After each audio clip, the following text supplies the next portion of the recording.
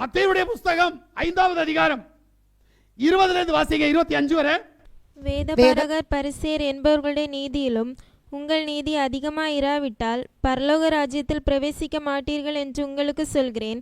கொலை செய்யாதிருப்பாயாக என்பதும் கொலை செய்கிறவன் நியாய தீர்ப்புக்கு ஏதுவாய் இருப்பான் என்பதும் பூர்வத்தாருக்கு உரைக்கப்பட்டதென்று கேள்விப்பட்டிருக்கிறீர்கள். நான் உங்களுக்கு சொல்கிறேன், தன் சகோதரனை நியாயமில்லாமல் கோபித்துக் கொள்பவன் நியாய தீர்ப்புக்கு ஏதுவாயிருப்பான். தன் சகோதரனை வீணன் என்று சொல்கிறவன் ஆலோசனை சங்க தீர்ப்புக்கு ஏதுவாயிருப்பான். மூடனே என்று சொல்கிறவன் எரி நரகத்திற்கு ஏதுவாயிருப்பான்.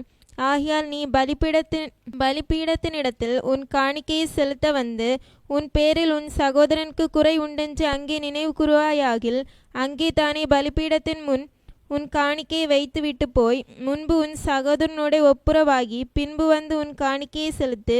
எதிராளி உன்னை நியாயாதிபதியினிடத்தில் ஒப்புக்கொடாமலும் நியாயாதிபதி உன்னை சேவகனிடத்தில் ஒப்புக்கொடாமலும் நீ சிறைச்சாலையில் வைக்கப்படாமலும் இருக்கும்படியாக நீ உன் எதிராளியோட வழியில் நிற்கும் போதே சீக்கிரமாய் அவனுடனே நல்மனம் பொருந்து. ஆமென்.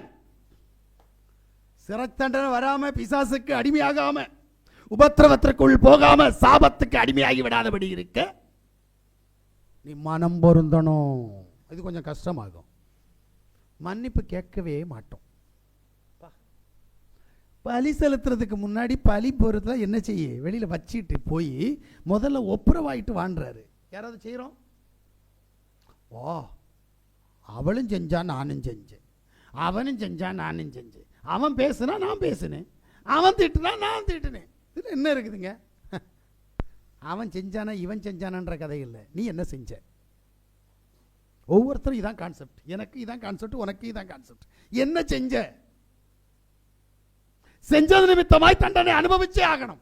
நான் அதனால தான் சொல்லுவேன், உப்பு தின்னா தண்ணி குடிக்கணும். தண்ணி குடிக்காம இருக்கணும்னா உப்புக்கு பகரம் வேற எதையாவது தூக்கி வாயில போடணும். ஒண்ணு இல்லைன்னா ஒரு இனிப்பாவது தூக்கி உள்ள போடணும். உள்ள போட்டா உப்பு தின்னவருக்கு தண்ணி குடிக்கண்டாம். ஆமீன். இப்ப இனிப்புனா என்ன? சர்வவல்லமையுள்ள தேவனுடைய சித்தம் செய்யணும். அவ்வளவுதான், முடிஞ்சிச்சு. உப்பு தின்னலாம், பிசாசுடைய காரியத்தை செஞ்சலாம், பாவம் செஞ்சலாம். இப்ப தேவ சமூகத்தில் தேவனுடைய சித்தத்தை செய்ய முடிஞ்சிச்சு. செய்யவே மாட்டேன். அப்புறம் எப்படி உனக்கு விடுதலை? அப்புறம் எப்படி உனக்கு அற்புதம்? யோசிங்க. அல்லேலூயா. ஆதியாகமத்தினுடைய புஸ்தகம் 32வது அதிகாரம் 20வது வசனத்தை வாசிக்கிற போது, இதோ உமது அடியானாகிய யாக்கோபு எங்கள் பின்னாலே வருகிறான் என்று சொல்லுங்கள் என்று கட்டளையிட்டான். முன்னே வெகுமதியை அனுப்பி அவனை சாந்தப்படுத்தி கொண்டு பின்பு அவன் முகத்தை பார்ப்பேன், அப்பொழுது ஒருவேளை என் பேரில் தயவாய் இருப்பான் என்றான். வாசிக்கப்பட்ட வேத பகுதியில் யாக்கோபு உங்களுக்கு தெரியும், ஏசாவுடைய ஆசீர்வாதத்தை வாங்கிவிட்டு ஓடி போனவன். நீண்ட காலங்களுக்கு பின்பாக சுமார் 15-14 வருஷத்துக்கு பிறகு ஐயா திரும்பி வராரு. பாரவருக்கு ஒரு பயம், நான் ஏசாவை தாண்டி தான் போகணும், ஏசா என்ன கொன்னுடுவான்ல. ஏன்னா அன்னைக்கு அவன் அப்படிதான் சொன்னான், உன்னை என்னைக்கு பார்க்குறேன்னு அன்னைக்கு கொல்லுவேன்டா. இப்போ நான் என்ன பண்ணுறதுக்கு? ஏசாவை தாண்டி போகணும். ஏசா வழியில் இருப்பான். இவன் ஒரு நல்ல காரியம் செஞ்சான் தெரியுமா உங்களுக்கு? பரிசு பொருட்கள் எல்லாம் அனுப்புகிறான். இவன் போகலை, முன்னாடியே அவன் கண்ணில் தயவு கிடைக்கிறதுக்கு எல்லாத்தையும் அனுப்புகிறான். அவன் எதையுமே வாங்கலை. என்ன பண்ணான் தெரியுமா? ஒரு கூட்டத்தோட எடுத்து வரான்.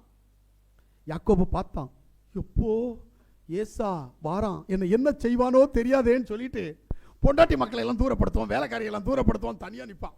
வந்து ஏதாவது வாசிங்க 33வது அதிகாரம் 4வது வசனத்திலிருந்து 11வது வசனம் வரைக்கும். அப்பொழுது ஏசா எதிர்கொண்டோடி வந்து அவனை தழுவி அவன் கழுத்தை கட்டிக்கொண்டு அவனை முத்தம் செய்தான். இருவரும் அழுதார்கள். அவன் தன் கண்களை ஏறெடுத்து ஸ்திரீகளையும் பிள்ளைகளையும் கண்டு, உன்னோடு இருந்த இவர்கள் யார் என்றான். அதற்கு அவன், தேவன் உமது அடியானுக்கு அருளின பிள்ளைகள் என்றான்.